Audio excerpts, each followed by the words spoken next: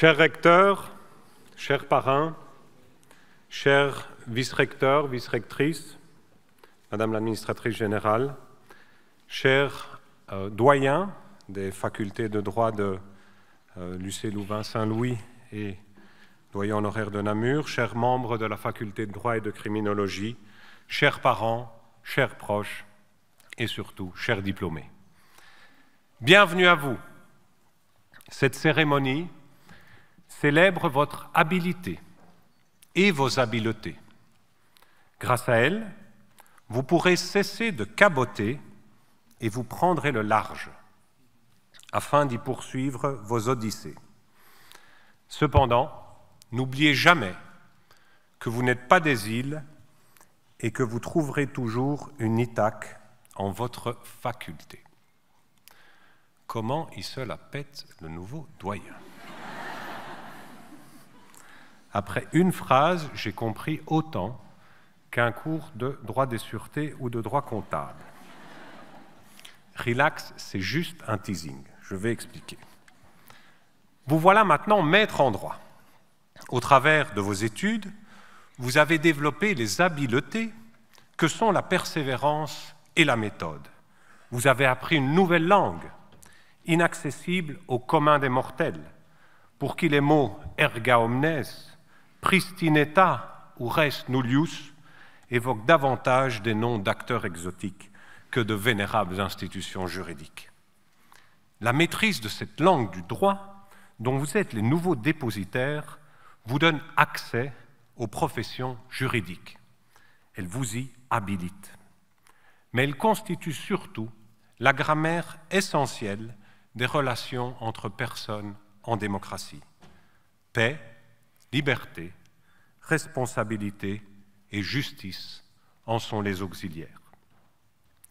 Au travers de vos études, vous avez pu percevoir l'effectivité et la complexité, mais aussi la fragilité du droit et des institutions. Nous sommes particulièrement heureux de ce que Frédéric Krenk, un ancien de notre faculté, aujourd'hui juge à la Cour européenne des droits de l'homme, droits humains, ait accepté de parrainer cette promotion pour en témoigner. Le droit, comme toute construction humaine, est certes instable, mais il incarne aussi ce miracle du collectif, où la somme de nos faiblesses, lorsqu'elles sont reconnues et acceptées, se transforme en une force puissante qui nous soutient et peut nous rendre meilleurs. Mon souhait est qu'aujourd'hui soit un de ces moments.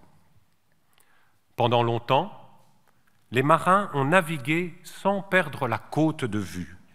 C'est ce qu'on appelait le cabotage.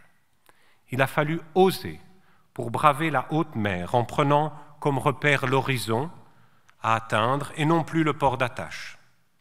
En quittant, n'oubliez toutefois pas que la collectivité a grandement investi en chacune et chacun d'entre vous. Le temps, l'énergie, l'enthousiasme de vos enseignantes et enseignants, ainsi que de tout le personnel éducatif, que ce soit dans vos écoles et maintenant dans notre faculté. Mais aussi, on ne se refait pas, les ressources des contribuables. C'est près de 130 000 € que la collectivité a investi sur votre scolarité. En Belgique, heureusement, personne ne vous demandera des comptes. C'est donc à vous et à vous seuls de pouvoir décider comment vous allez valoriser ce beau bagage qui vous a été donné. Naviguer en mer est un exercice qui vous réservera des surprises. Après avoir fait la guerre de Troie pendant 10 ans, Ulysse pensait retourner chez lui en quelques mois. Il y mettra 10 ans de plus, son Odyssée. Apprenez à gérer le temps et les rencontres, s'entraîner, mais sans brusquer. 20 ans nous séparent, vous et moi. 2 Odyssées. Et je me dis, 2 Odyssées plus tard, je me retrouve dans la même salle, assistant à la même cérémonie. Certains diront que celle-ci est plus belle qu'il y a 20 ans. Rien n'a changé, mais en même temps, tout est différent. Durant mes études, on a vécu une révolution technologique. C'était l'email. Durant les vôtres, c'est Teams et ChatGPT. J'étais à Louvain lors des attentats du 11 septembre 2001 et des guerres d'Afghanistan et d'Irak. Vous y avez vécu la pandémie et la guerre d'Ukraine, sans compter les terribles conséquences du changement climatique en Belgique, en Europe et dans le monde, ainsi que d'autres catastrophes naturelles, comme récemment au Maroc. Mais si tout change autour de nous, demeurent les liens entre les personnes. Les hommes, les êtres humains ne sont pas des îles, écrivait Nuccio Ordine, un ami, professeur de littérature et docteur honoris causa de cette université, décédé inopinément cette année. Cela signifie que nous ne pouvons nous voir ou nous percevoir comme isolés les uns des autres. Nous appartenons au même monde, donc nous sommes liés par un même destin. La littérature, mais aussi le droit, sont là pour nous le rappeler tout au long de notre voyage sur cette terre. Mais comme tout voyage, il présente des risques. Vous êtes partis plus nombreux que vous n'êtes arrivés à destination. Certains ont changé de route, dont d'autres ont été ralentis ou n'ont pas pu continuer. Enfin, il y a celles et ceux qui auraient dû être là si le sort tragique ne nous les avait enlevés, beaucoup trop tôt. Nous pensons particulièrement à Roman. Cette cérémonie lui est spécialement dédiée. Nous tenons aussi à remercier ses parents et beaux-parents de leur présence courageuse. Comme tous les parents ici présents, vous avez accompagné et soutenu votre enfant durant son parcours. La réussite de Romane est aussi la vôtre, et j'ose croire que de là où elle vous en est reconnaissante. Pour conclure, chers diplômés, sachez que comme Ulysse, quand il fit retour en son île d'Ithaque, il fut chaleureusement accueilli, votre faculté et votre université vous garderont toujours leurs portes ouvertes. Comme le recteur Blondel, que nous remercions pour sa présence, mais aussi pour toute son action, à la tête de l'UC Louvain pendant près de 10 ans, une autre odyssée. Comme le recteur ne manquera pas de vous le dire, l'UC Louvain est et restera toujours votre maison. Ce moment-ci tient donc davantage de l'au revoir que de l'adieu. Et maintenant, je déclare cette cérémonie ouverte et je vais passer la parole à vos représentants, les délégués étudiants.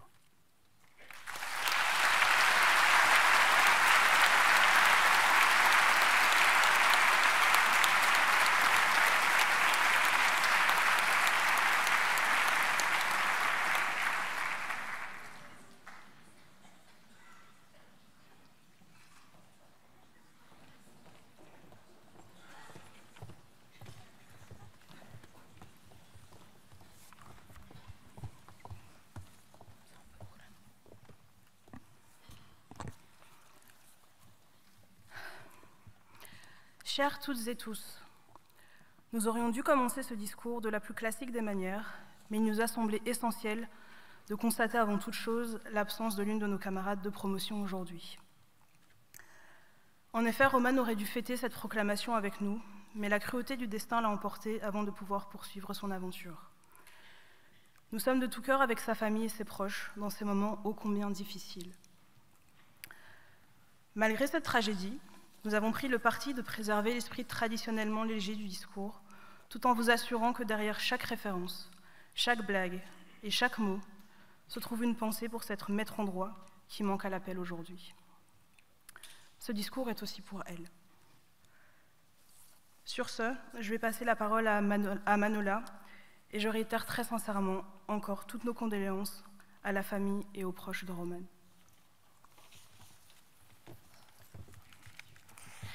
Chers parrains de promotion, cher monsieur le recteur, chère madame la vice-rectrice, cher monsieur le vice-recteur, cher monsieur le doyen, cher monsieur le président de l'Institut, chers professeurs, chers assistants, chers membres du personnel administratif, chers parents, amis ou proches, chères madame, monsieur, et surtout chères et chères étudiantes. Avant toute chose, chers camarades de promotion, félicitations pour l'obtention de votre diplôme et l'arrivée, vaille que vaille, au bout de ce chapitre plus ou moins studieux. Vous l'avez fait, nous l'avons fait. Ceci étant dit, nous avons la chance, le plaisir et l'honneur d'adresser à toutes et à tous quelques mots d'encouragement en notre qualité de représentants des étudiants ayant accompagné les diplômés ici présents durant, à tout le moins et parfois plus, cette dernière ligne droite que fut la Master 2. Au cas où vous ne l'aurez pas compris, voici donc un énième discours pour animer cette soirée. Toutefois, vos délégués ont fait face, durant l'écriture de ce discours, à la même angoisse de la page blanche que celle qui vous a frappé, chers camarades, lors de la rédaction de l'accroche de l'introduction de votre mémoire. Pour faire simple, être original, c'est plus facile à dire qu'à faire. Nous avons discuté, pensé et débattu de la meilleure manière de capter votre attention et surtout de la garder durant ces 10 prochaines minutes. Alors soyez indulgents et gardez vos yeux ouverts. Au final, telle cette question d'examen aux apparences de mystères insolubles, la solution à cette angoisse de la page blanche était en fait sous nos yeux, car nous l'avons trouvée dans le thème de cette proclamation, l'effectivité du droit. Ainsi, la fin du master marque aussi l'heure des bilans, alors que la vie active nous tend déjà ses bras, voire nous occupe déjà. Aujourd'hui, le bilan que nous voudrions dresser avec vous est de savoir si toute cette aventure, parfois studieuse et souvent festive, a eu du sens. Et de manière autrement plus ambitieuse, si le sujet de nos études, le droit, a fondamentalement du sens dans ce monde qui nous attend de pied ferme. Un monde de crise, plein d'incertitudes économiques, environnementales, mais également professionnelles. Quelle est la place du droit dans cet ensemble? Comment est-ce que le droit peut aider à changer les choses? Le droit peut-il effectivement changer les choses?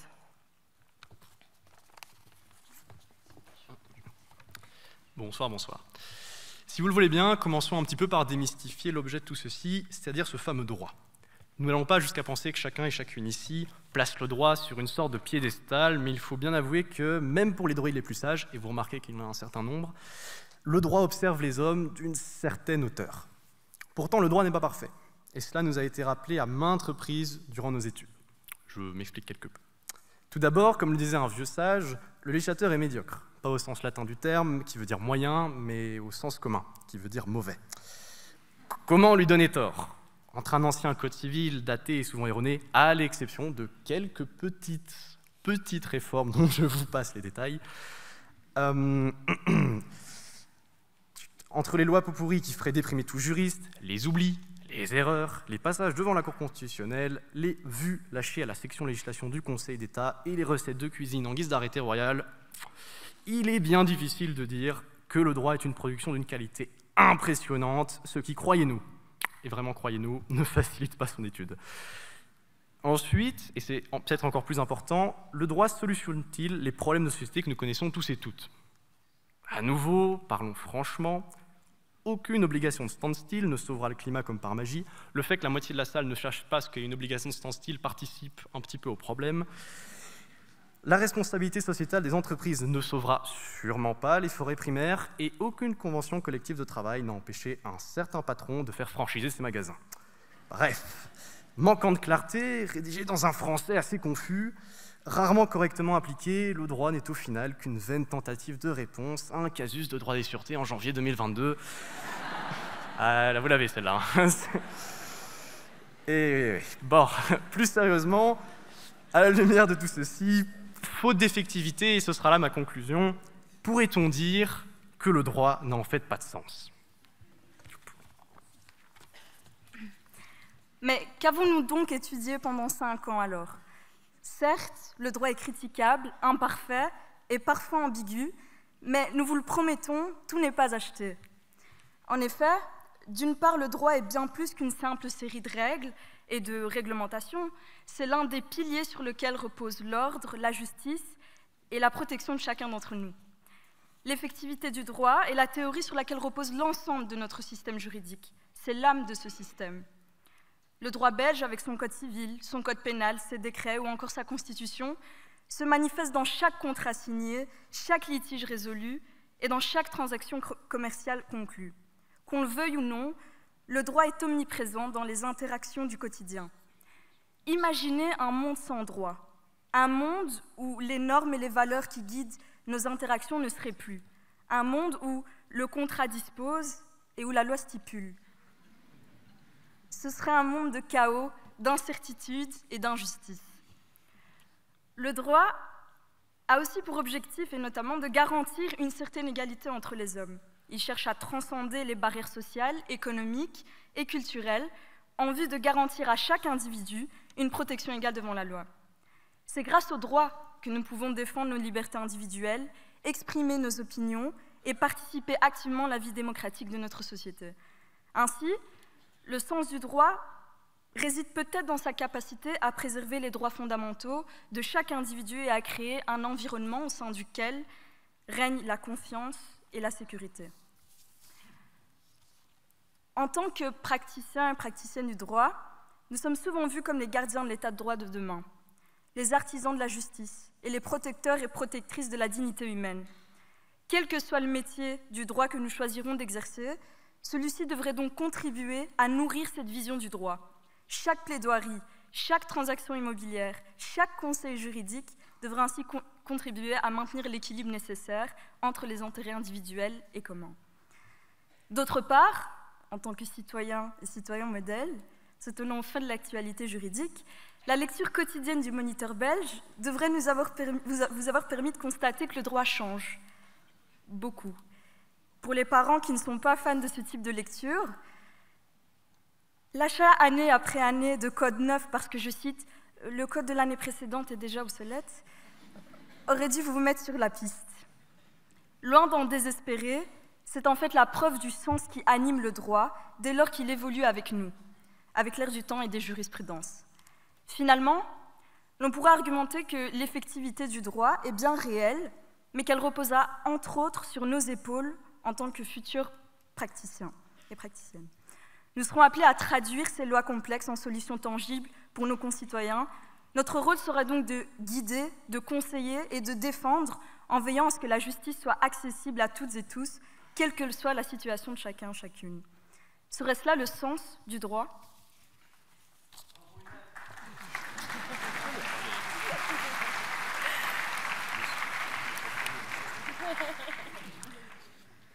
Pour tout un chacun, ces 5 années d'études, ou 6, voire 7 pour le plus perfectionniste d'entre nous, ont été remplies d'émotions et d'expériences. Des moments de joie, des moments de tristesse, des romances ou des rencontres amicales, des heures de cours dans des sièges inconfortables ou trop confortables, si on peut citer les sièges du studio, des meetings Teams interminables, de la déprime, beaucoup de déprime, surtout après l'examen de DIPU et de droit des sûretés, je pense qu'on est d'accord. Bref, des émotions et des expériences qui ont fait de nous les maîtres en droit que nous sommes aujourd'hui. Et de cela, nous pouvons être fiers. Lorsqu'il nous a été proposé de travailler sur ce discours, il nous a principalement été demandé de nous interroger sur le sens du droit. Alors, on vient de vous exposer le rôle théorique du droit, mais concrètement, d'après nous, est-ce que le droit a du sens ? Alors, après 5 années d'études et un été à travailler sur ce discours, on n'a toujours pas la réponse parfaite. Alors la bienséance, et monsieur le doyen aussi je pense, voudrait qu'on vous dise que oui, le droit a du sens. Mais quel sens ? À l'aube du passage de la vie étudiante au monde professionnel, il est normal de se questionner, d'avoir des doutes quant à son futur, quant à ses choix. Que faire après mon diplôme ? Quelle carrière embrasser ? Dans quelle ville travailler ?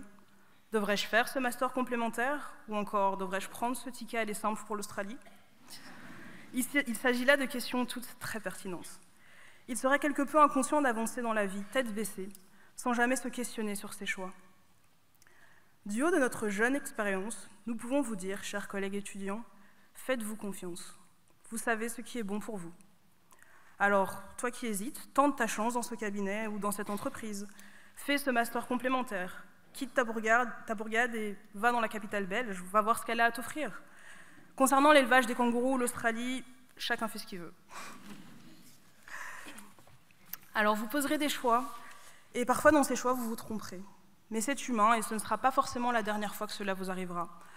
Lors de vos doutes et de vos changements de voie, gardez en mémoire cette phrase de Nelson Mandela. « Je ne perds jamais.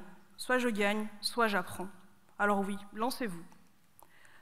Les plus attentifs d'entre vous auront peut-être remarqué que nous n'avons toujours pas répondu à la question centrale du sens du droit. Beaucoup de blabla pour introduire une réponse. Voilà ce que 5 années de droit et pour beaucoup une future carrière payée au taux horaire nous auront appris.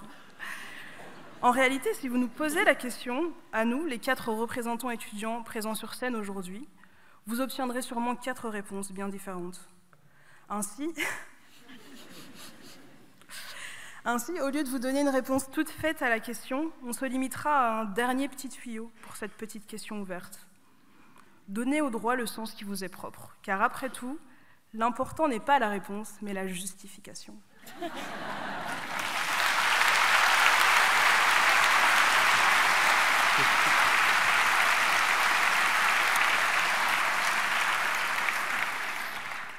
Rebonsoir. Donc, pour terminer ce petit discours, on tenait évidemment également à adresser de sincères remerciements à toutes les personnes sans qui ce parcours académique, notre parcours académique, n'aurait pas été possible, ou à tout le moins, n'aurait franchement pas été le même. Donc, tout d'abord, nous tenons à remercier notre parrain de promotion pour le temps qu'il nous a consacré toute l'année et pour sa présence ce soir. Merci beaucoup. Nous adressons également nos remerciements à notre université, l'UC Louvain, sans laquelle nous ne serions pas là aujourd'hui. Littéralement, donc merci. À nos professeurs et professeurs pour leur enseignement, évidemment, leur bienveillance et la patience dont ils ont toujours su faire preuve. Tout particulièrement lorsqu'il s'agissait de donner cours à 8h30, un lundi, à un auditoire aussi rempli qu'éveillé. À nos assistants et assistantes pour leur accompagnement, leur enseignement, leur soutien et leur motivation sans faille, même face à un groupe d'étudiants affamés, ayant choisi, disons-le faute de mieux, une séance de travaux pratiques de 18h30 à 20h30. Merci à vous. Un grand merci également au personnel administratif de la faculté. Merci pour cette quantité énorme de travail fourni en coulisses, pour cette efficacité et cette énergie dépensée, notamment dans des nombreux rappels. Nous n'avons jamais eu et n'aurons jamais aucune excuse pour oublier l'inscription aux examens. À nos parents, pour 1000 raisons qui varient très certainement selon vos situations familiales, mais qui se rejoignent pourtant sur un certain point, merci de nous avoir supportés pendant ces nombreux blocus durant lesquels notre humeur était de circonstance. À nos amis et à nos proches, pour des raisons qui vous regardent tout un chacun, aux étudiants et étudiantes, rédacteurs et rédactrices de synthèse, sauveurs et sauveuses de session, et héros et héroïnes sans cap, merci beaucoup.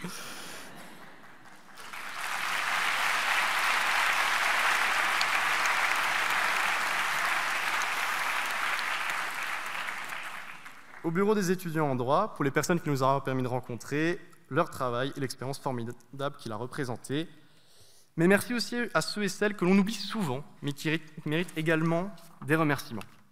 Merci donc aux appareilleurs qui auront sauvé moult cours de l'échec technique, rappelez-vous, les techniciens et techniciennes de surface de l'UC Louvain, les agents et agentes de gardiennage, et à toutes celles et ceux qui ont contribué discrètement, mais très certainement, à notre vie universitaire. Chers camarades, là je me suis un peu entraîné parce que j'ai un problème avec ma droite et ma gauche. Chers camarades, regardez à gauche, regardez à votre gauche, regardez à votre droite. Les personnes que vous voyez ont réussi, vous avez réussi, vous êtes maître en droit, et félicitations. Donc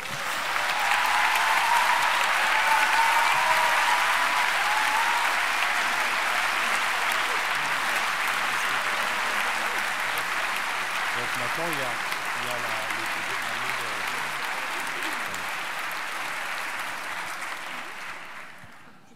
Je vais appeler maintenant Marie pour une amie de Romane pour un témoignage.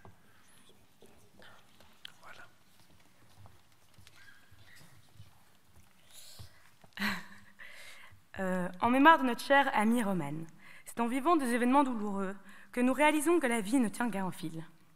Ce sont des moments qui, certes, nous bouleversent, mais c'est aussi l'occasion pour nous de prendre conscience qu'il faut vivre chaque moment pleinement, tel que Romane l'a toujours fait. À travers ces quelques mots du pape François prononcés à l'occasion des JMJ de cette année, nous désirons vous partager un message d'espoir dans lequel chacun et chacune peut s'y retrouver.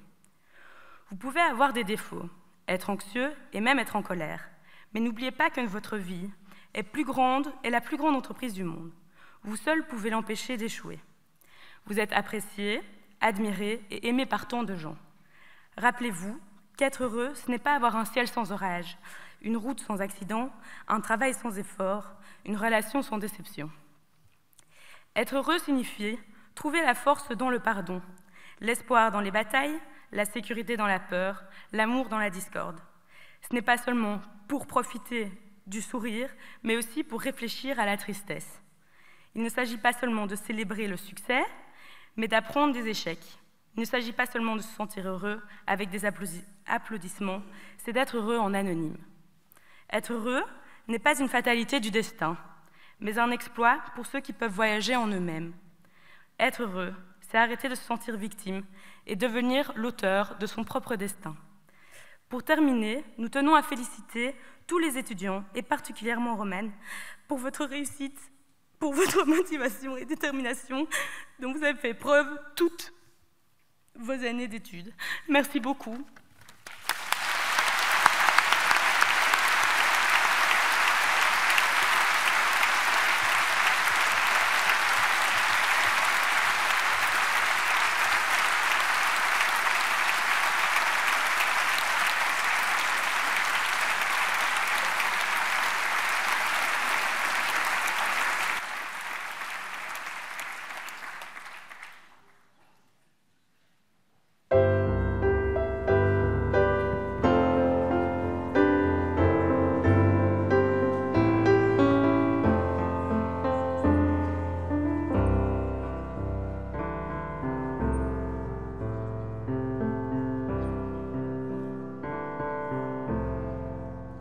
When you worry, feeling small, when tears are in your eyes, I will dry them all. I'm on your side, oh, when times get rough.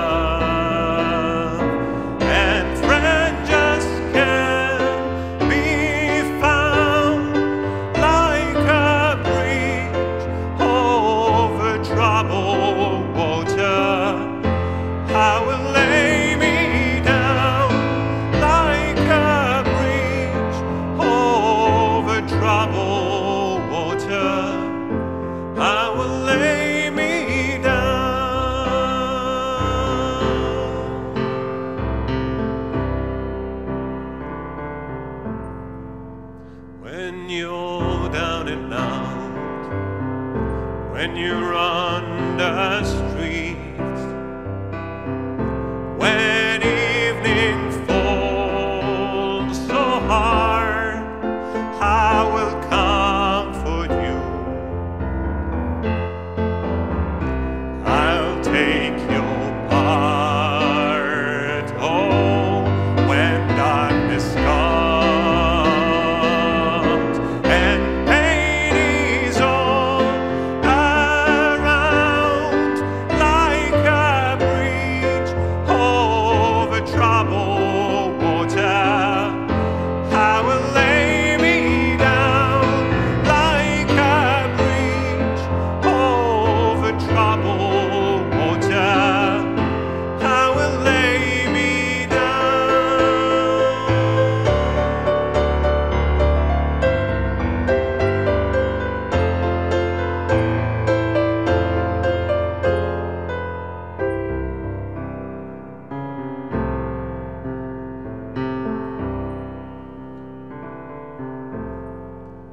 Sail on, silver girl,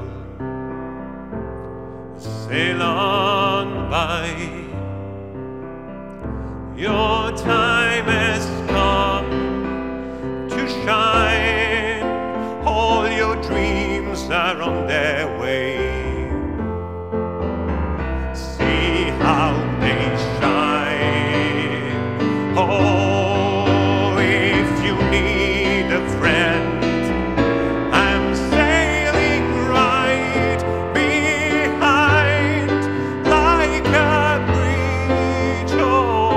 try.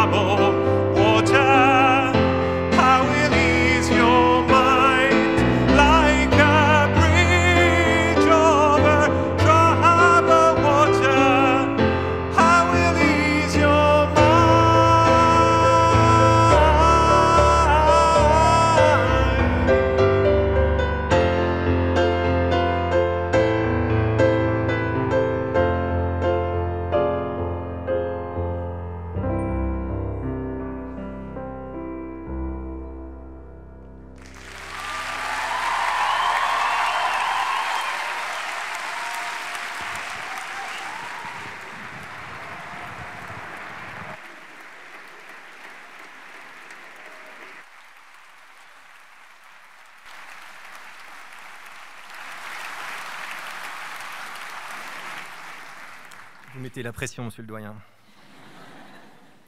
Monsieur le recteur, monsieur le doyen, chers collègues, et surtout chers diplômés, chers parents, c'est un grand honneur pour moi de prendre la parole devant vous ce soir. Je suis très touché d'avoir été choisi comme parrain de cette promotion et je voudrais en premier lieu, chers diplômés, vous adresser mes plus sincères remerciements. J'en suis d'autant plus touché que j'ai étudié comme vous dans cette université au sein de cette même faculté. Comme vous, j'ai fait partie de cette communauté estudiantine néo-louvaniste. J'ai passé sur ce campus 5 années qui resteront sans doute parmi les plus belles années de ma vie, y tissant des amitiés durables et acquérant une formation qui m'a permis de m'épanouir professionnellement et humainement. Malheureusement, la cérémonie d'aujourd'hui est ternie par la disparition précoce et foncièrement injuste d'une de vos condisciples. Je m'associe à la peine de la famille et des proches de Romane et tiens à leur exprimer ici ma plus profonde sympathie. Je suis convaincu que Romane a elle aussi pu vivre autant de moments forts et authentiques au sein de cette communauté estudiantine. Je pense fort à elle. Chers diplômés, la présente cérémonie est censée marquer un aboutissement, mais elle est en réalité un début, un commencement. Malgré un contexte difficile, vous êtes appelés à œuvrer dès demain pour assurer l'effectivité du droit, ce droit que vous avez patiemment, courageusement, rigoureusement étudié à la faculté. La tâche n'est guère aisée. Nous vivons en effet depuis plusieurs années dans un monde perpétuellement en crise. Protéiforme, la crise rythme et domine notre quotidien. Elle met le droit et nos droits à rude épreuve. Au cours de votre parcours, vous avez été directement confrontés à la pandémie et vous avez pu, à cette occasion, mesurer à quel point nos libertés sont si précieuses. Mais il y a plus encore. Alors que nous pensions que la paix était définitivement acquise sur notre continent, la guerre a ressurgi l'an dernier, nous confirmant que notre édifice de valeurs demeurait fragile. Dans ce monde de plus en plus incertain, déséquilibré, marqué par la résurgence des conflits et la normalisation des états d'exception, il est vital que le droit demeure effectif. Force doit rester au droit en toutes circonstances. L'état de droit n'est pas un luxe réservé pour des temps paisibles. Il a vocation à régir aussi et surtout les situations les plus critiques. Aujourd'hui, la Cour européenne des droits de l'homme, que j'ai l'honneur de servir, est de plus en plus amenée à devoir rappeler les exigences inhérentes à l'état de droit. C'est un signe, hélas, qui ne trompe pas. La Cour est contrainte de revenir aux fondamentaux. Et ce retour aux fondamentaux ne concerne pas exclusivement un ou deux États en particulier. Cet été, à 2 reprises, la Cour a condamné la Belgique en raison de manquements structurels à ce qui est au cœur même de l'État de droit. Le 18 juillet dernier, la Cour a ainsi jugé que le refus des autorités belges d'exécuter une décision de justice enjoignant l'hébergement d'un demandeur d'asile était contraire au droit à un procès équitable. Au-delà du cas d'espèce, la Cour a relevé l'existence d'un problème systémique résultant d'une pratique incompatible avec le principe de l'état de droit.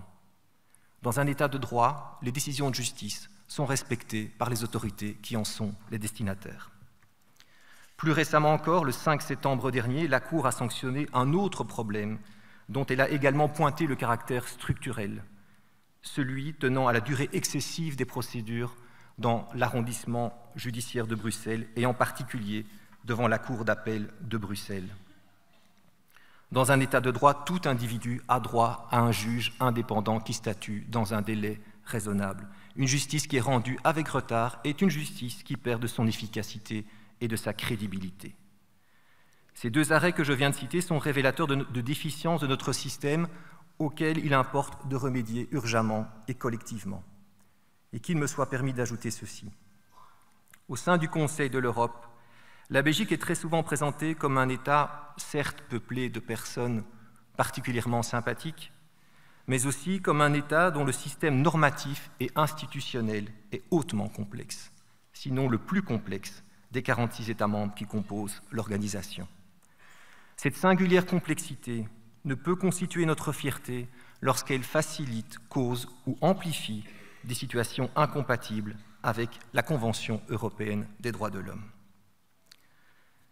Vigie de l'état de droit, la Cour européenne des droits de l'homme veille parallèlement au respect des valeurs démocratiques, lesquelles se caractérisent par le pluralisme, la tolérance et l'esprit d'ouverture. Ces valeurs ont été rappelées par la Cour au début de cette année 2023 dans un important arrêt Fedotova. Cet arrêt énonce solennellement que les personnes de même sexe ont le droit partout en Europe de voir leurs relations de couple reconnues et protégées par le droit. Car, souligne la Cour, une société démocratique, je la cite, a pour socle l'égale dignité des individus et elle se nourrit de la diversité qu'elle perçoit comme une richesse et non comme une menace. Chers diplômés, votre génération est profondément habitée par ces valeurs d'ouverture et d'inclusion. Veillez, je vous prie, à porter haut et fort ces valeurs tant elles sont essentielles. Une société démocratique est une société dans laquelle chacun se sent chez soi, indépendamment de ses convictions, indépendamment de ses origines, indépendamment de son statut, indépendamment de son handicap et indépendamment de son orientation sexuelle. Une société démocratique est une société qui protège les minorités, le cas échéant contre la volonté majoritaire de l'opinion publique et, si nécessaire, contre la loi elle-même qui peut s'avérer discriminatoire. Il n'est guère besoin de rappeler l'arrêt Marx qui, en 1979, condamna la distinction opérée par le Code civil et âprement défendue à l'époque entre les enfants dits légitimes et les enfants nés hors mariage. Ceux qui ont pu s'émouvoir de cet arrêt seraient aujourd'hui bien en peine de soutenir que la Cour était dans l'erreur, tout comme il leur serait difficile de citer aujourd'hui un seul arrêt de la Cour qui aurait hissé trop haut les valeurs démocratiques au point de créer un désordre social. Depuis son installation en 1959, la Cour a montré l'importance cruciale de sa mission pour la sauvegarde et le développement des droits fondamentaux, de l'état de droit et de la démocratie. La Cour ne fait ni de la morale ni de la politique, elle n'est pas un supralégislateur, sa fonction est judiciaire. Il s'agit de rappeler constamment les États à leurs promesses et de faire en sorte que cette Convention européenne des droits de l'homme, adoptée sur les cendres de la Seconde Guerre mondiale, soit porteuse de sens dans le quotidien des individus. Je mesure pleinement la responsabilité immense qui incombe à la Cour à l'égard des générations actuelles, mais aussi futures.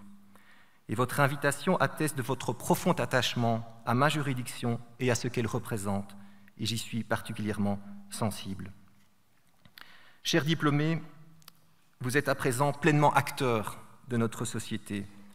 Vous ne serez plus restreints à contempler, à étudier le monde. Vous êtes appelés à l'orienter, le décider, et pourquoi pas le réinventer et le changer. J'en suis convaincu, les défis auxquels notre société est confrontée nécessitent des regards neufs et des énergies nouvelles. Vous avez grandi à l'ère du numérique qui nous oblige à repenser la protection de nos droits fondamentaux. Je pense aux nombreuses questions suscitées au regard de la liberté d'expression, du respect de la vie privée et de la protection des données à caractère personnel. Trop longtemps ignoré, le dérèglement climatique constitue une préoccupation majeure qui vous interpelle plus directement et concernera à votre suite les générations futures. Les droits fondamentaux, il faut le rappeler, sont indivisibles et interdépendants. Par conséquent, il ne peut y avoir de protection effective des droits fondamentaux sans un environnement propice à leur épanouissement. À cet égard, il me paraît important de souligner que la préservation des droits fondamentaux ne postule pas la souveraineté de l'individu au détriment de la collectivité à laquelle il appartient. Bien au contraire, les droits fondamentaux sont aussi vecteurs d'obligations et de responsabilités, en ce compris pour les individus, afin précisément de permettre une égale jouissance par chacun de ces mêmes droits. La notion de solidarité intergénérationnelle me paraît traduire adéquatement cette idée selon laquelle les choix opérés aujourd'hui ne peuvent compromettre la capacité des générations futures à satisfaire leurs propres besoins demain. Ceci concerne notre environnement, mais aussi l'état de la dette publique, la sécurité sociale ou encore notre patrimoine culturel.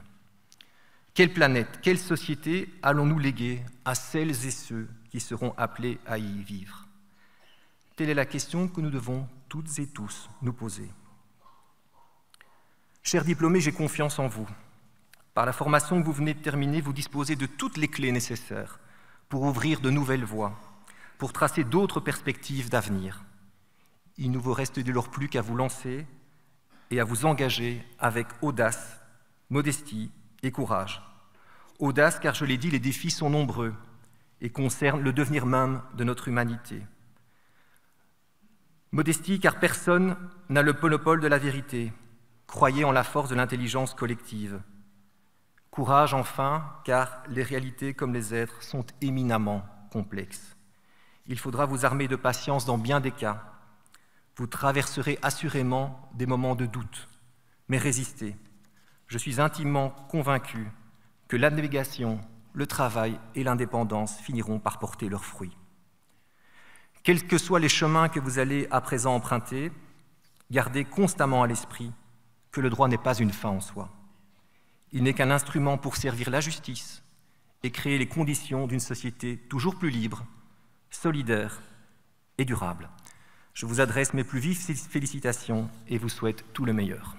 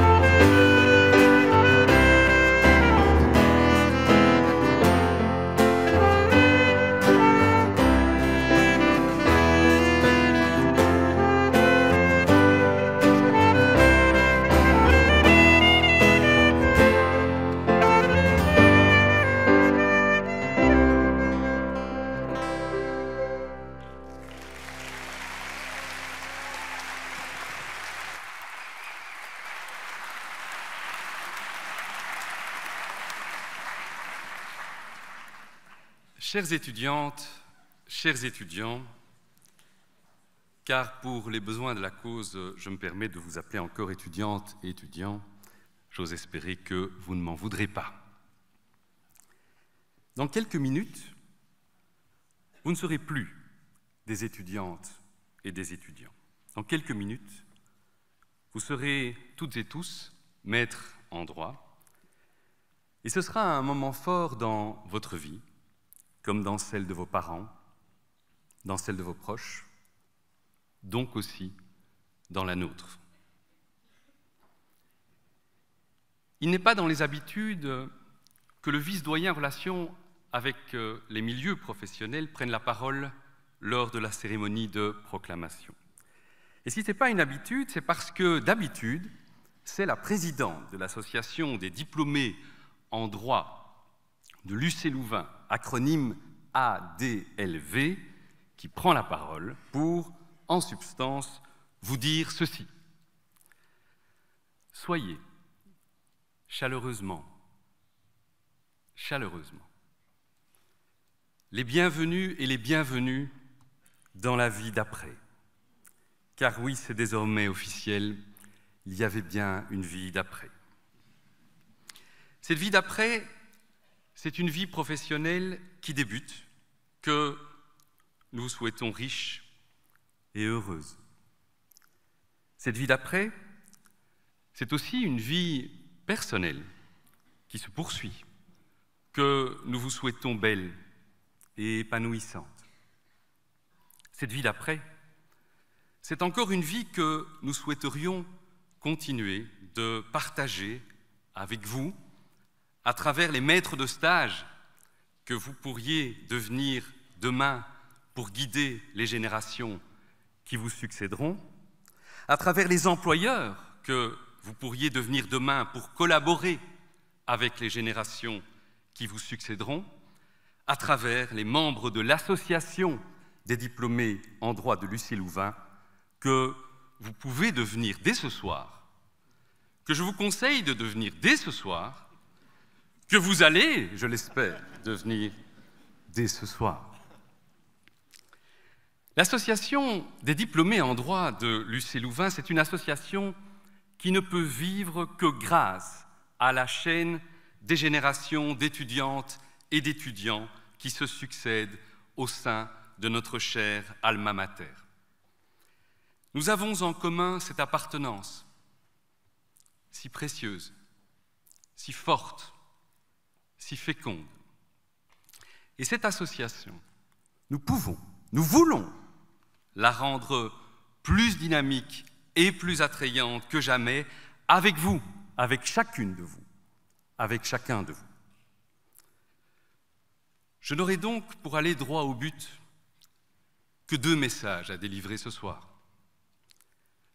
Premier message, rejoignez-nous, toutes et tous, au sein de l'association des diplômés en droit de l'UC Louvain, acronyme ADLV. Et second message, zut, j'ai oublié. Je vous remercie.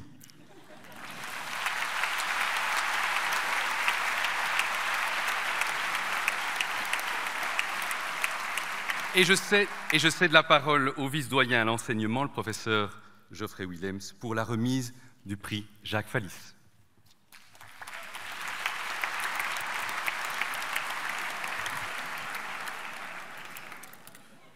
Merci beaucoup, cher David.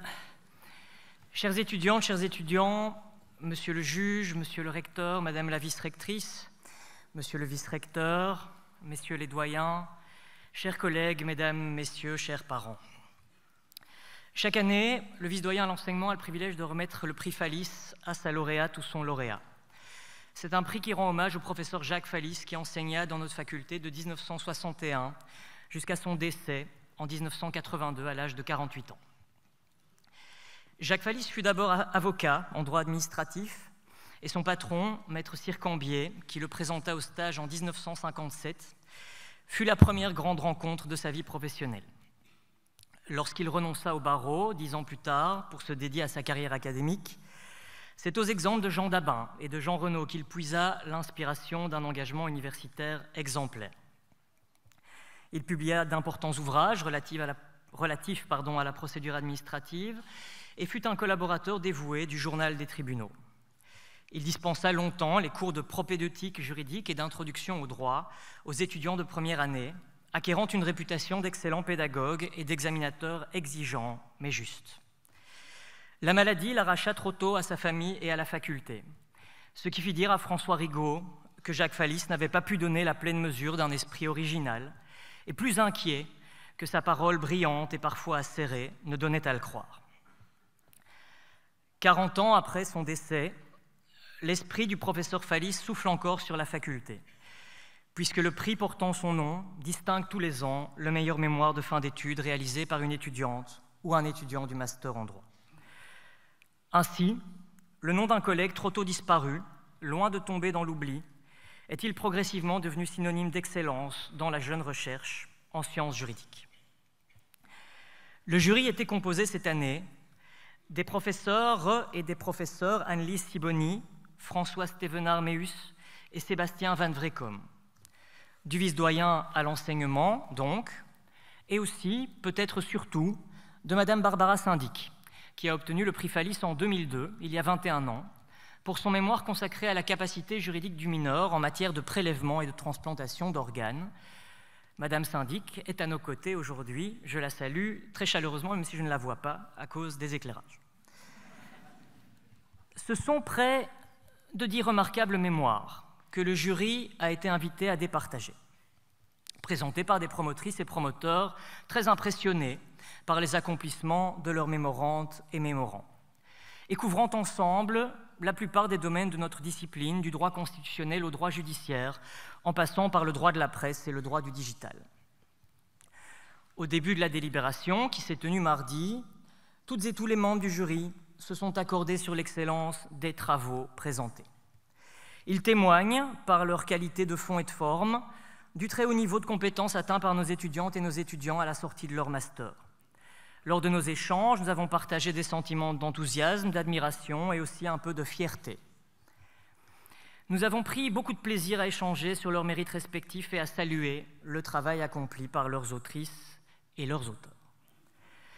Au fil de la délibération, malgré tout, il nous est apparu qu'un travail se distinguait encore parmi tous ces remarquables textes, tant par l'ambition de son sujet que par la magnifique manière dont il était traité.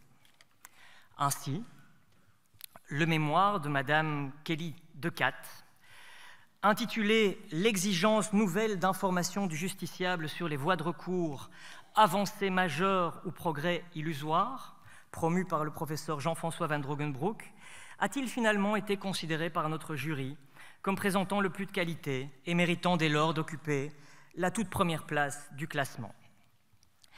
L'accès effectif des justiciables à un recours contre les décisions prises à leur endroit constitue une caractéristique essentielle d'un État de droit, en matière pénale, mais également en matière civile. Ainsi que le souligne notre lauréate, un tel accès effectif suppose non seulement que les voies de recours existent, mais aussi que les individus en soient dûment et clairement informés.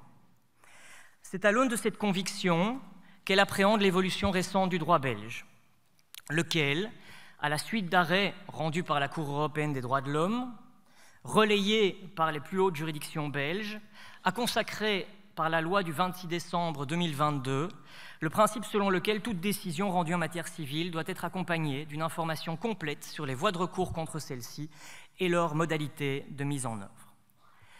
Après avoir décrit dans une première partie de son travail le cheminement qui a conduit à cette réforme, Madame Decatte s'attelle dans la seconde partie à l'analyse du texte adopté et de sa mise en œuvre.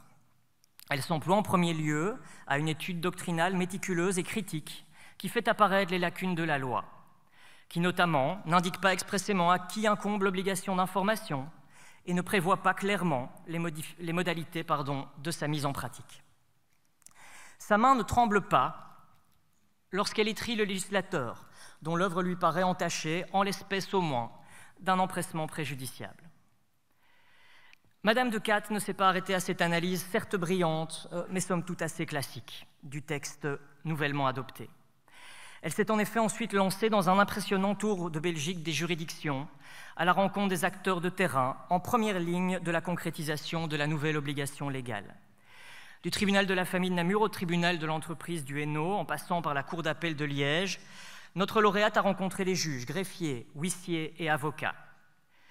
Des entretiens réalisés avec eux, elle tire une compréhension fine des questions pratiques laissées sans réponse par le législateur. Qui rédige les documents informatifs? Quel est leur contenu précis?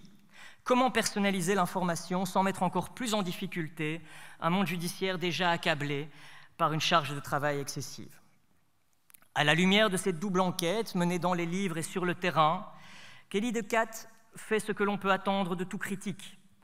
Elle offre des solutions. Forte de l'expertise accumulée, elle plaide pour une loi réparatrice, nourrie par une évaluation préalable, indique les corrections dont la nécessité est déjà évidente et appelle à l'élaboration d'un modèle de fiche d'information commun aux différentes juridictions. Élargissant son propos, elle ne s'interdit pas de considérer que les difficultés occasionnées par la mise en œuvre de la loi de 2022 révèlent, je la cite, un mal plus profond qui tient à la complexité des procédures et délais de recours, récemment accentués par le cortège des lois pot-pourries. Ici aussi, bien sûr, l'autrice joint la proposition à la critique en s'appuyant sur les meilleurs auteurs et les meilleures autrices. Admirablement structuré, parfaitement informé, impeccablement raisonné, le travail couronné ce soir est aussi magnifiquement écrit. Madame Decat peut s'enorgueillir déjà d'un style chatoyant mais limpide que ne renierait pas son promoteur de mémoire. Bravo, Madame Decat, vous êtes notre lauréate du prix Fallis 2023. Je vous invite à présent à me rejoindre sur scène, sous un tonnerre d'applaudissements.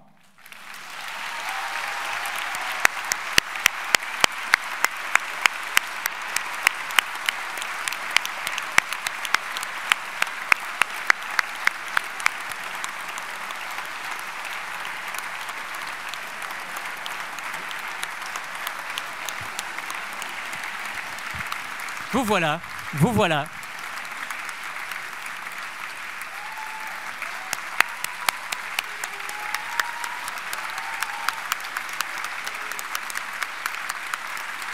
Félicitations.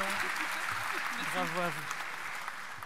Il me reste simplement à indiquer que vous venez sur scène sous un tonnerre d'applaudissements pour recevoir le prix Fallis, doté d'un montant de 750 € offert par la faculté.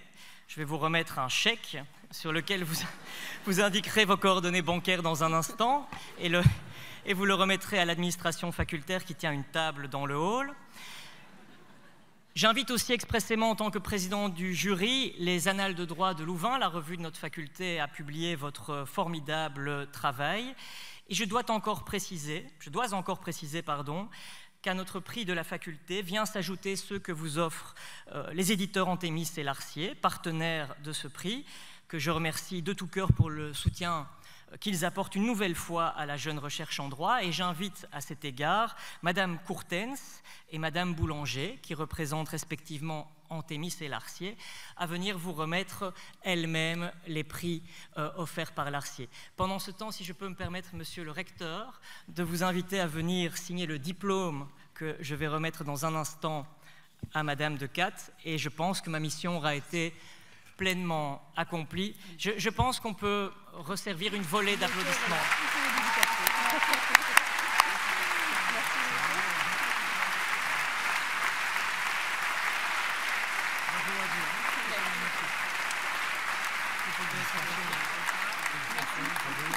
Voilà le diplôme, alors ici. Voilà, mille bravos à vous, Kelly, pour ce magnifique travail. Est-ce que vous souhaitez dire un petit mot? Vous n'êtes pas obligé, mais ce n'est pas une occasion qui se présente tous les jours. Mais je souhaiterais quand même particulièrement remercier mon promoteur, Jean-François Vaudrin-Nouveau, sans qui j'aurais jamais pu réaliser un mémoire d'une telle qualité, vous le dites. Mais en tout cas, qui m'a beaucoup inspiré dans son écriture et qui m'a beaucoup écouté, souvent rassuré, beaucoup même. Voilà, donc, et merci, merci à tous.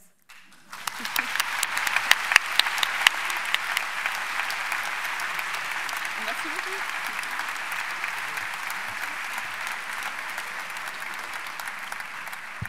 Voilà, et je cède maintenant la parole à la professeure Céline Romainville pour le moment tant attendu de la proclamation.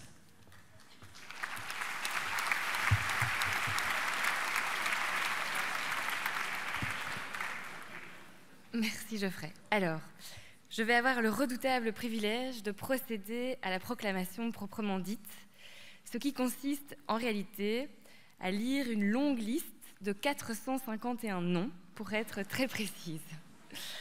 Alors, égrener 451 noms, cela pourrait sembler constituer une fastidieuse litanie, mais en réalité, il n'en sera rien. Parce que derrière chacun de ces noms, eh bien, il y a un visage, une histoire, une jeune femme, un jeune homme, qui a dû s'adapter aux défis de notre temps, et on les a rappelés aujourd'hui, et qui a dû aussi parfois faire face à des difficultés plus personnelles, des drames plus intimes. J'ai été tout récemment désignée présidente du jury de master, à la suite de la professeure Marie-Aude Bernard, et je sais déjà que même si vous n'avez pour la plupart d'entre vous qu'une petite vingtaine d'années, certaines n'ont pas été épargnés par l'existence jusqu'ici. Je sais notamment que pour quelques-unes d'entre vous, il y a ce soir un grand absent, avec lequel vous êtes particulièrement en pensée, une maman, un papa, un meilleur ami, une meilleure amie, partis trop tôt. Et je sais aussi que pour vous toutes, vous tous, aujourd'hui, il y a aussi une grande absente, une camarade de cours. Je sais aussi que pour d'autres, le diplôme qui vous est délivré aujourd'hui est une victoire qui a été arrachée de haute lutte contre la maladie et ses effets délétères. Et je sais encore tous les sacrifices financiers et humains que des études universitaires ont représentés pour certains ici et pour leurs proches et leurs familles. C'est dès lors en ayant tout ceci en mémoire, en gardant à l'esprit toutes ces joies et toutes ces souffrances que vous nous avez à toute l'administration facultaire et à la présidente de jury Marie-Aude Bernard qui m'a précédée, mais aussi à toutes celles et ceux que votre pudeur a préféré taire, que je vais prononcer chacun de vos noms. On aurait évidemment vraiment toutes et tous très envie de vous applaudir chacun individuellement, mais je vous propose des applaudissements collectifs après chacune des catégories que je vais annoncer. Puisqu'effectivement, la proclamation va se faire par catégorie de mention et au sein de chaque catégorie dans l'ordre des moyennes. Voilà, c'est comme ça. Et dernière petite précision, la proclamation reprend toutes et tous nos étudiants ayant terminé leur cycle de master au cours de cette année académique-ci, que ce soit en horaire de jour ou en horaire décalé, et qu'ils aient terminé en janvier, en juin ou ici en septembre. L'ensemble des délibérations les concernant ont été fusionnées en une liste unique. J'en viens donc à cette fameuse liste, et je m'excuse par avance si j'écorche votre nom de famille. Donc, toutes mes excuses à l'avance. Donc, au terme de ces délibérations, le jury du master en droit a pris les décisions suivantes.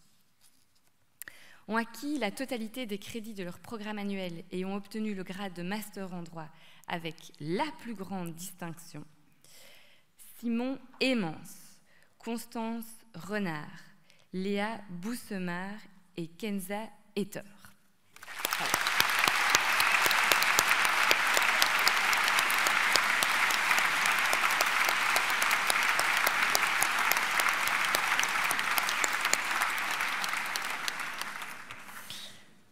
Ont réussi avec une grande distinction, mesdames et messieurs, Emma Muller, Émilie Harop, Adeline Gessa, Thibaut Neuzy, Lola Van Repenbusch, Alizé Dandelot, Lara De Geest, Émilie Colpin, Charlotte Carlier, Elisabeth Infray, Alexandre Piron, Sarah Weiss, Roman Van Overstraten, Louise Dallavalle, Justine Decolle, Valentine Kounratz, Julien Debande, Juliette Köppen, Maëlys Devillé, Adélie Glaude, Eva Levoisin, Clotilde Adam, Marie-Charlotte Verheest, Oriane Schubert, Guillaume Jaspers, Hugo Rivière, Lucie de Behogne, Louise Schrader, Grégoire Thierry,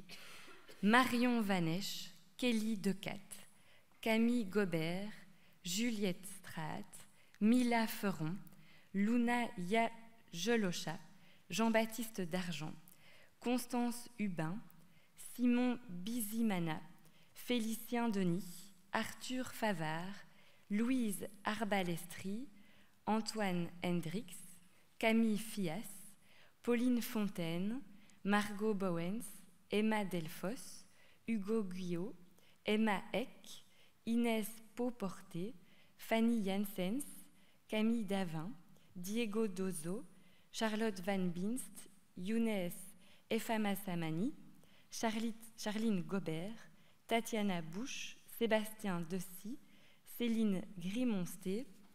Bravo à elle.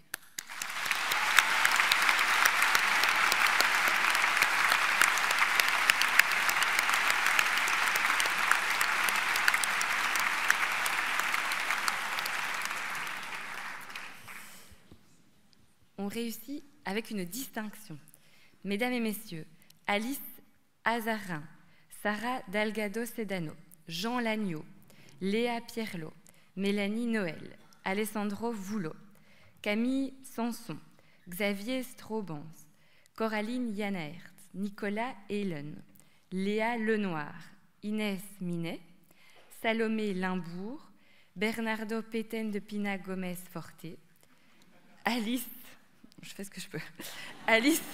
Raz, Louis-Ernest Oganze Kachema Kimes, Isaline Lachapelle, Clara Guégan, Louise Gondet, Luca Ligui, Nadège Maas, Justine Marnet, Alix Noukele, Jérôme Jonathan Wilson, Yanis Affelke, Nolwenn Ongemak, Palmina Dessiena, Estelle Houtard, Éline Toubeau, Valentine Fontaine, Justine Leersnider, Mathilda Deluca, Émilie Degan, Thomas Lemaire, Amandine Piret, Claudia Lanza, Adrien Boxu, Malaïka Dewandre, Alice Barthes, Clara Beuillart, Anis Bentayeb, Léa Deboc, Arthur Poquet, Marine Parent, Valentine Sauvage, Héloïse de Brabant, Thibaut Francotte, Liane Wattier, Carmen Arnoux, Thomas Cornet-Delzius, Clément Dab, Caroline Janssens, Margot Gillet, Louise Lambeau, Marie-Anse, Laurence Mertens, Simon Nopp, Lucie Guillot, Laura Cotong, Justine Mabille, Capucine Dinsart, Inès Sanchez-Martin, Marie Marchandise, Tom Lambeau, Louise Quérez, Laura Logier, Charline Cormeau, Célestine DeWitt, Antoine Bertrand, Marion Dardenne, Inès Philippard de Foix, Julien Zénon, Pauline Marola, Lisette Mellink, Guillaume Matagne, Léa Seca, Martin Bruyère, Amélie Tarini, Cyril Frazel, Nicolas Kervin Dermark-Terdrich, Nina Wettens, Thaïssa Blancpain, Léna Guillain, Adélaïde Corleuil, Déa Dupont, Aline Leroy, Grégoire Hainaut, Camille Houpertz, Marie Lebrun, Laurie Guillot, Méline Hannecar, Violette Vandropol, Élodie André, Julie Barthélémy, Émilien Le Rouge, Joachim Brabant, Thomas Copiter-Soilan, Manon Vincent, Nadège de Torlodo, Rémi Lampierre, Léa Marin, Fiona Bastin, Élise Laurent, Théo Jonkers, Olga Thierry, Basile Paquet, Léopold Aimance, Fanny Leclerc, Ornella Bertha, Marie-Pierre de Groot, Camille Vanet, Coralie Mensig von Sebinski, Roman Van Doren, Sophie Gilles, Quentin de Beuil, Gustave Draguet-Tripels de Haut, Clémence de Vichère, Tanguy Servet, Élodie Adrians, Mathilde Dussard, Vanessa Teterina, Andreas Guéry, Juliette Collard, Almélie Buckremer, Arnaud Griselin, Colline Huet, Isaline Boffet, Maude Kikarese, Amandine Dubois, Garance Maas, Léopold Bousquemi, Clémentine Paris, Ophélie Noël, Vladislav Tsabiev, Charline Vandenberg, Sophie Coulon, Pauline Dehon, Gabriel Guisset, Maxime Froment, Élodie Prégardien, Julie Dernel, Emma Barton-Smith, Zoé Dubois-Danguien, Sophie Leclerc, Louis Van Oostereyck, Nora Djata, Camille Aquin, Louise Leroy, Camélia Acrou, Kenzo Dutrieux, Lucie Warroquier, Raphaël Comans de Braquenay, Géraud Crévitz, Margot de Pourc, Laurine de Gros, Romain Hermance, Harold Lepège, Aubane Pierrard, Manon de Sadelard, Éléonore Draille, Kevin François, Nadège Garçou, Alice Jourdain, Thibaut Sac, Anastasia Bardio, Natsumi Mouli, Alexandre Indeke, Victorine Barbasson, Alice Bastianelli, Bradley Van de Vorst, Julie Auquier, Kélian Baudelot, Nicolas Hubens, Oscar Willems, Matteo Gastou, Benjamin Renard, Manon Rigaud, Emma Soie, Émilie Sommers, Mathias Bibot, Loïc Carlier, Laura Ernalstein, Camille Jongen, Marie Brichot, Chloé Duvivier, Géraldine Gilles, Léa Philippe, Stéphane Van Osselt, Marina Ribeiro Nunes Figueirado, Nicolas Schröder, Esther Gelders. Éline Dolved, Émilie Chauveau, Justine Horta, Juliette Bazeler, Anis Draou, Clémence Nobels, Laetitia Cagliaro, Ilona Lodoni, Marie Do, Diego Nollet, William Wulff, Nicolas Kessens, Margot Lameron, Leila Thibault, Louis Thibault, Maëlle Angenot, Lara Bernard, Gaspard Defailly, Eren Guven, Manon Leuten, Eva Polizzi, Élise Reins, Carmelo Carnigialo, Félicia Guélegram, Guillaume Guillain, Adrien Jaumet, Benjamin Marchal, Jonathan Kiefer, Margareta Gégina, Dylan Kita, Isaline Henri de Hassonville, Antoine Scurmans, Vincent Verscave, Clémence Waudon. Bravo à elle et eux.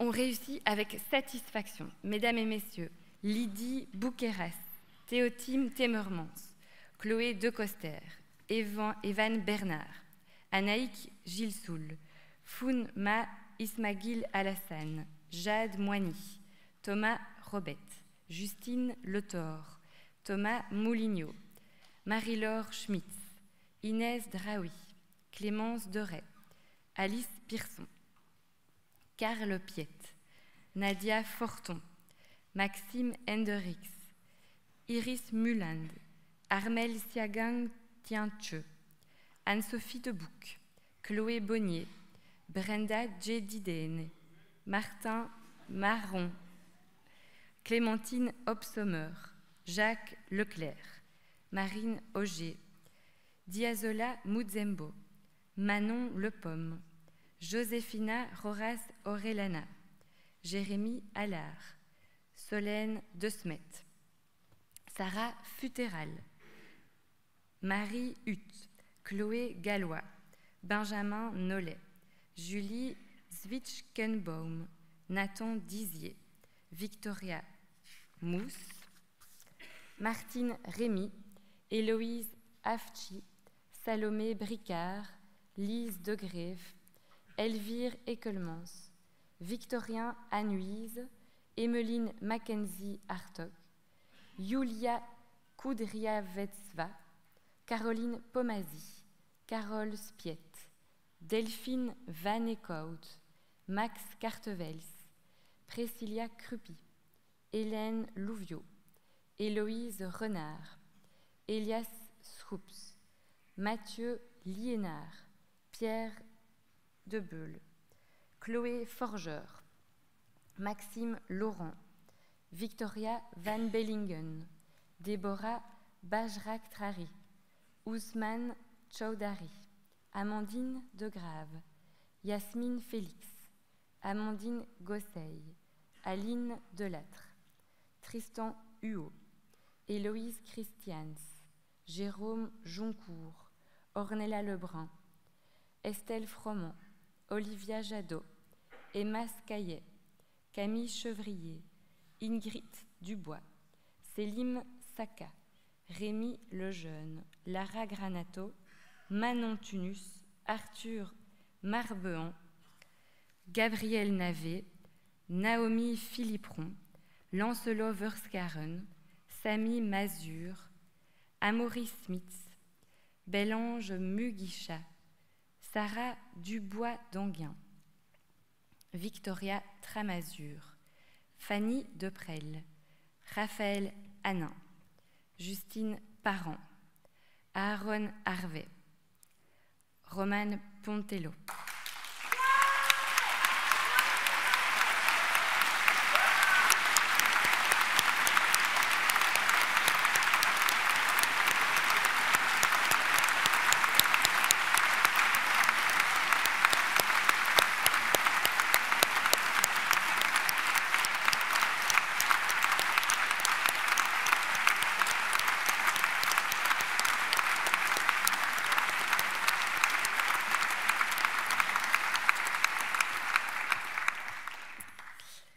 Edona Dalikou, Claudia Arnoux, Emmeline Alexia Beels, Hélène Coutelier, Solène Simons, Samuel Erix, Wendy Rossolen, Elena Daniela Anna, Mobkani Bategana, Grégory Lefebvre, Marion André, Lara Goreka, Mathilde Maldag, Gemma Costagnan, Anaïs Nza, Victor Carly, Rebecca Balou, Théo Tran, Guillaume Syndic, Ryan Boulal, Théa Barsegian, Manola Ames, Isour Vermeersch, Ange Navouzi Ndosiamo, Juliette Schumacher, Charlotte Bougard,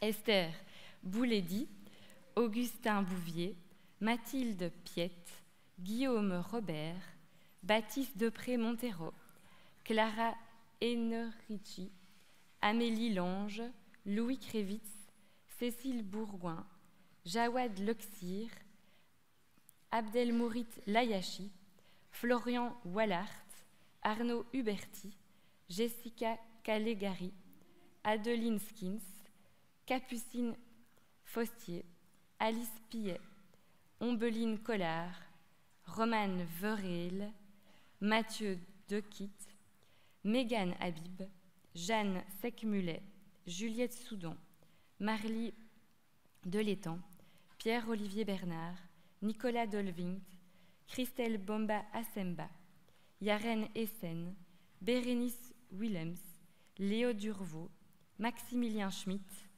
Baptiste Barthélémy, Quentin Pinchard, Margot Guillain, Semis Senada, Margot Deyab, Svetlana Degé, Grégoire Paulet, Mégane Schouweiler. Voilà, bravo à elle.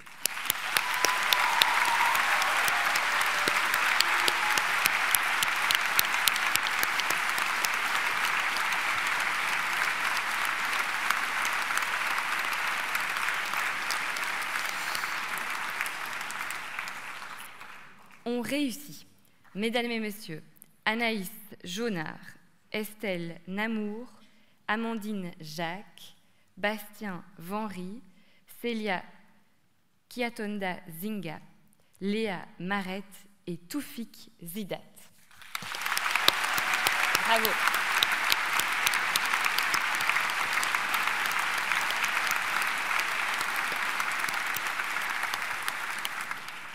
Au nom de la faculté, au nom de l'ensemble de vos professeurs, je vous adresse à chacune et à chacun nos plus vives félicitations. Vous pouvez très légitimement être très fiers de vous et nous le sommes avec nous.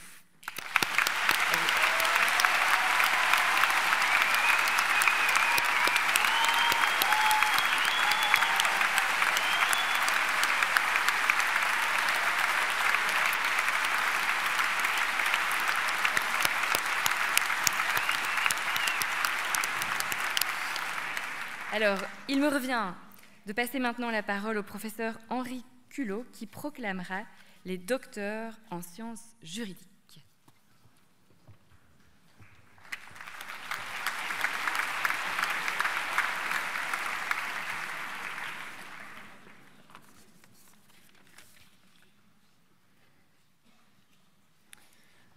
Monsieur le recteur, chers collègues, chers diplômés, chers parents, chers amis. Notre faculté organise d'autres parcours d'études que le bachelier et le master en droit, parmi lesquels figure notamment le doctorat en sciences juridiques. Ce programme est supervisé par une commission doctorale qui est actuellement présidée par le professeur Marc Mascalque. Ceci me donne l'occasion de le remercier pour son travail ainsi que tous les membres de la commission. On compte près de 80 doctorants en droit dans notre faculté. Vous en avez rencontré plusieurs au cours de vos études, puisque de nombreux assistants sont inscrits au programme de doctorat. Chaque année, plusieurs maîtres en droit s'engagent dans cette formation, et nous espérons que cette possibilité, qui ouvre des perspectives tout à fait passionnantes, pourrait intéresser certains d'entre vous, d'ailleurs certains d'entre vous qui se sont déjà engagés dans le personnel scientifique de l'université, et qui, tôt ou tard, s'inscriront au doctorat en sciences juridiques. Ça peut encore arriver plus tard, et si c'est le cas, si votre intérêt naît un peu plus tard, n'hésitez pas à prendre contact avec un membre de la faculté ou à répondre aux annonces que nous publions périodiquement.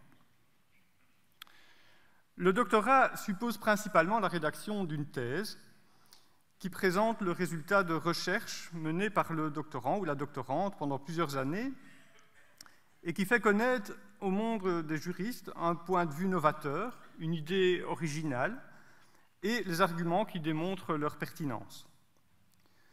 En résumé, il s'agit de faire progresser la connaissance du droit, voire le droit lui-même, avec beaucoup d'ambition, mais aussi toute la modestie qu'impose l'étude de générations d'auteurs qui nous ont précédés dans cet exercice. Ce n'est pas, contrairement à ce qu'on croit parfois, un travail solitaire.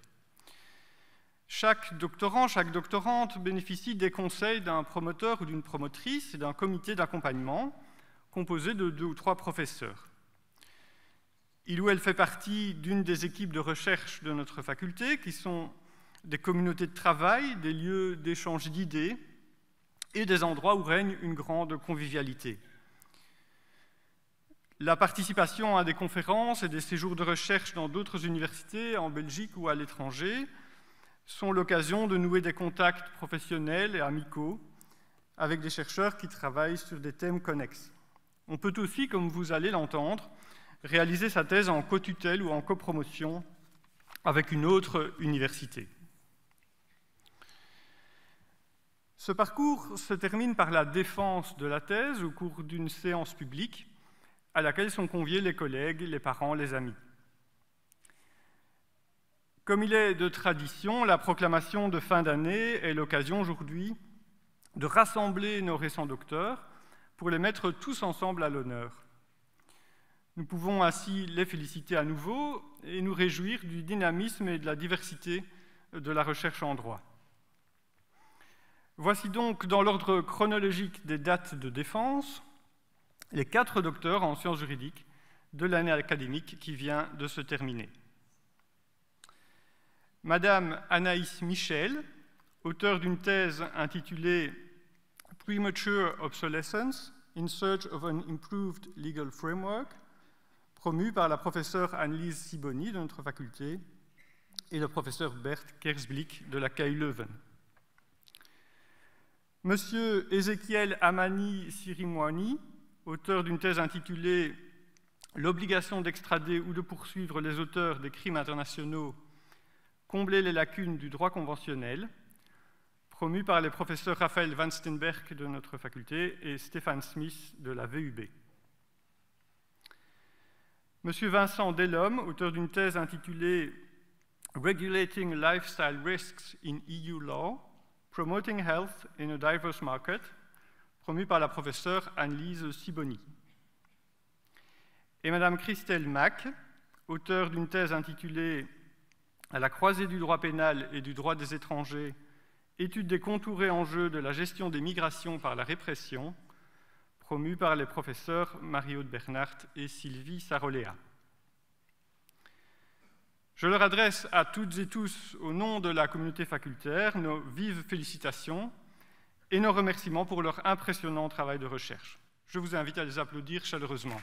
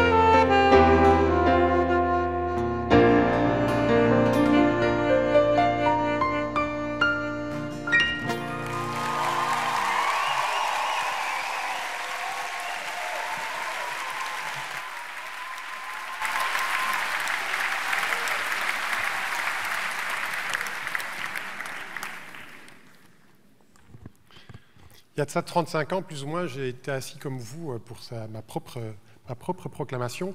Autant que je m'en souvienne, le doyen n'a pas chanté. Il n'y avait pas non plus les petites lumières qui s'agitent. C'est d'ailleurs très élégant, c'est très beau. Et il y avait aussi quand même un discours du recteur à la fin de la cérémonie. On se demandait est-ce que c'est vraiment le dernier discours, parce qu'il est temps quand même que ça se termine. Et je dois reconnaître aussi que je ne me souviens pas très bien de ce que le recteur a raconté à l'époque. Je me souviens néanmoins de l'esprit qui régnait, et c'est celui-là que j'aimerais vous transmettre. Alors j'aimerais vous le transmettre en signe de transmission de ce que j'ai moi-même entendu du recteur, et en voyant, ici dans la salle, vous êtes 451, je peux m'empêcher de penser aussi à tous ceux qui vous ont précédé, à la fois au sein de cette faculté, je pense à mon propre père, à mon grand-père, qui vous ont précédé au sein de cette faculté, ou bien de ceux qui vous ont précédé au sein de cette université, qui fêtera bientôt 600 ans, donc un demi-million de diplômés. Vous êtes un peu les héritiers de ces 600 ans d'âge.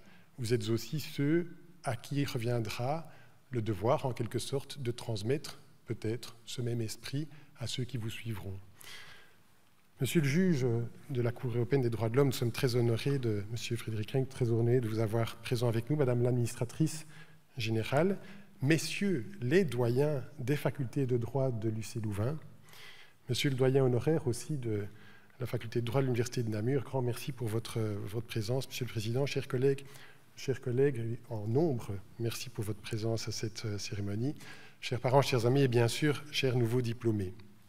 Toutes mes félicitations d'abord, bien sûr. Vous êtes arrivés au terme de votre parcours académique, un parcours qui a été très exigeant, qui vous a demandé beaucoup d'énergie, beaucoup d'investissement. Vous êtes passé à travers aussi le Covid et beaucoup de force de caractère. Nous sommes fiers de vous, nous associons pleinement à votre joie et à celle de votre entourage. Après des semaines, des mois et des années d'efforts, c'est aujourd'hui un temps de reconnaissance. Un temps de reconnaissance envers vous-même, qui a mené à bien votre formation, mais aussi envers vos parents, vos amis, vos familles, vos proches. Votre réussite, c'est aussi la reconnaissance de leurs efforts et de leur soutien. Je souhaite les remercier très sincèrement de la confiance qu'ils ont placée en Louvain.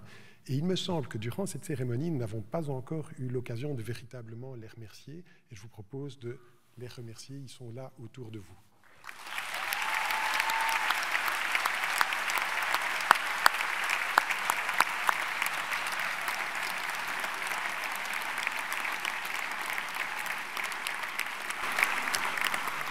Je remercie bien sûr aussi très chaleureusement celles et ceux qui, à l'université, vous ont accompagné pendant toutes ces années, vos professeurs, vos assistantes, vos assistants, et les membres du personnel qui sont souvent présents au jour le jour, y compris ceux qui ont préparé cette très belle cérémonie.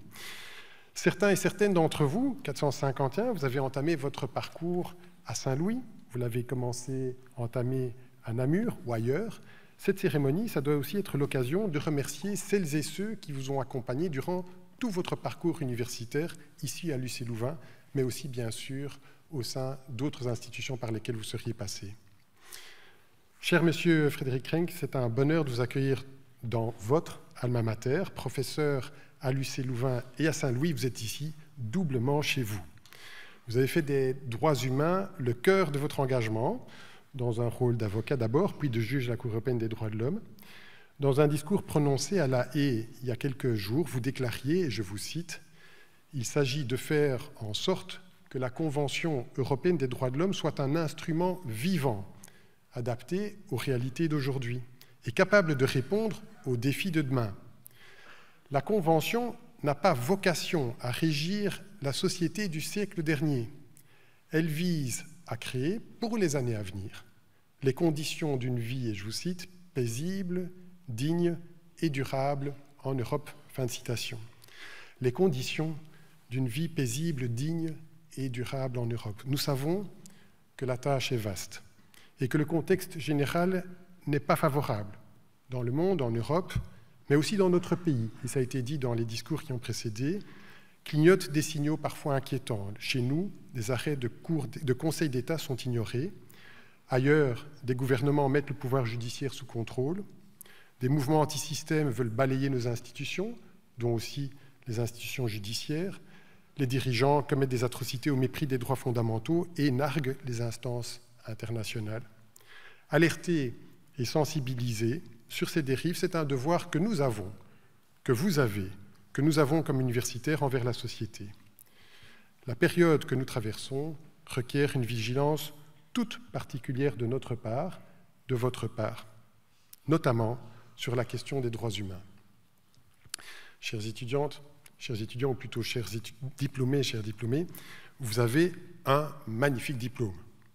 Vous vous apprêtez à exercer un prestigieux métier. Vous empruntez différentes voies qui vous mèneront pour certaines au barreau, à la magistrature, au sein d'une étude de notaire ou dans un service juridique.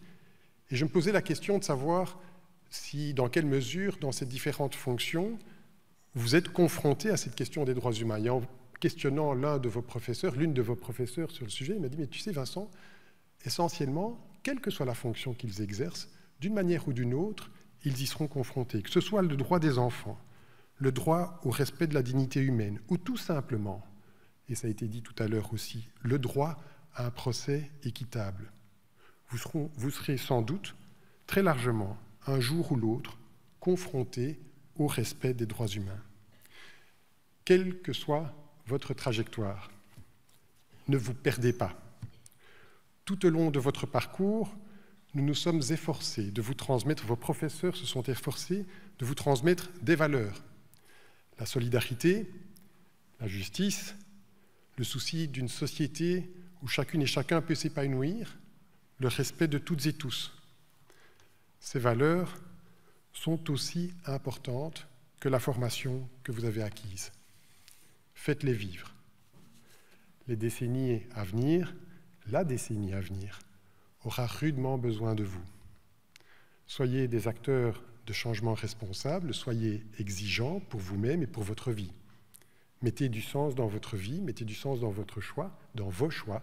Vous êtes à une heure de choix, mettez-y du sens. Laissez-vous guider, bien sûr, par votre enthousiasme, mais aussi par votre devoir et par votre responsabilité.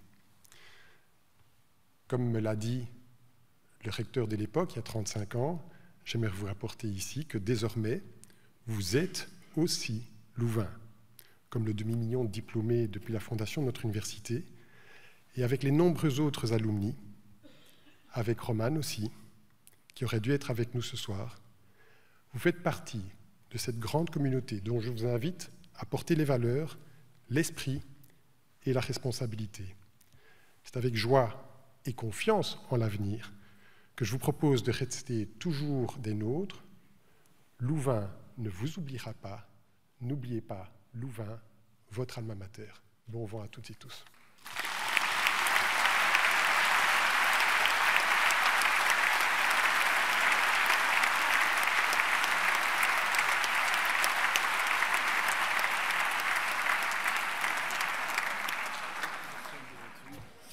Oui, bonsoir. Pour paraphraser la phrase de quelqu'un qui est dans l'histoire en fait aujourd'hui, je vais la faire courte. Le problème étant qu'il n'a jamais respecté cette phrase, mais je vais essayer. Ici, je viens un petit peu enfoncer le clou pour remercier très sincèrement toutes les personnes qu'on a fait avant, évidemment, mais surtout les organisatrices de cette proclamation que nous n'avons pas encore applaudi chaudement, que sont Madame Cap, Thierry et Landoy. Vous pouvez les remercier et les applaudir, s'il vous plaît. Et elles peuvent monter sur scène également.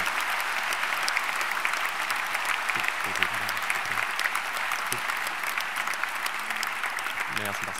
Et donc, je les invite à monter sur scène parce qu'on a prévu des petits cadeaux, parce que nous sommes des gens très attentionnés. Ah, et oui, je sais. Hop, et les...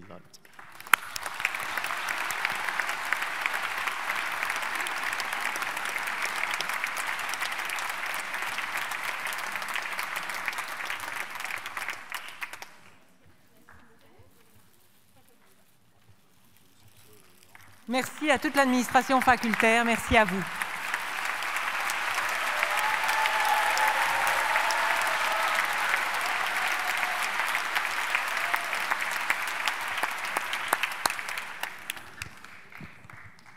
J'ai une bonne nouvelle, c'est fini. Mais pas pour tout le monde. Alors la meilleure nouvelle, c'est pour les parents, parce qu'ils peuvent déjà commencer la réception. Donc je vais leur demander de sortir de la salle en laissant donc les diplômés ici. c'est plus prudent pour qu'il reste quelque chose au buffet. Donc, vous pouvez vous lever et aller à la réception. Nous allons prendre quelques minutes simplement pour faire les traditionnelles photos, photos classiques et puis lancer de mortier. Et nous aurons l'occasion d'entendre nos musiciens durant votre sortie.